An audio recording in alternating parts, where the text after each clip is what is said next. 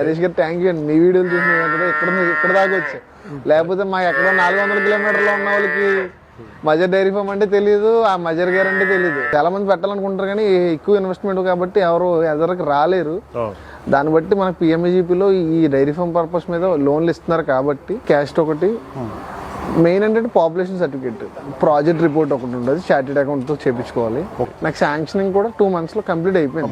ఇప్పుడు ఎవరు చేయాలనుకున్నా ఏమనుకున్నా డైరెక్ట్ వెళ్ళి మాట్లాడుకునే దానికంటే మనకు సపోర్ట్ ఉన్న మేనేజరు, మనకి సిబిల్ బాగుండి ట్రాన్సాక్షన్ ఐడీస్ అన్ని కొంచెం ఇబ్బంది లేకుండా ఉంటే దాన్ని బట్టి మనం ఏం చేసినా కానీ బ్యాంక్ వాళ్ళు కూడా లోన్ ఇవ్వడానికి ఎదురు వస్తారు. Population certificate, Aadhaar card, pan card, ఇంకా ప్రాజెక్ట్ రిపోర్ట్, వాటర్, అక్కడ మనం ఉంటున్న హౌస్ రెసిడెన్షియల్ ప్రూఫ్, ఇప్పుడు మనకి రసీదు ఉంటది కదా. ఓకే, ఇప్పుడు ప్రాజెక్ట్ రిపోర్ట్ అంటే ఎవరు ఇస్తారు? అది చార్టెడ్ అకౌంట్ చేస్తారు. మనం చార్టెడ్ అకౌంట్ పెట్టుకుంటే ఆయనతో ప్రిపేర్ చేయించుకుంటే మంత్లీ ఈఎంఐ నియర్లీ 10 lakhs కి 21 చేంజ్ అంత వస్తుంది సార్. ఎంఈజీపీ పోర్టల్లో చార్టెడ్ అకౌంట్ ఆన్లైన్ చేస్తారు.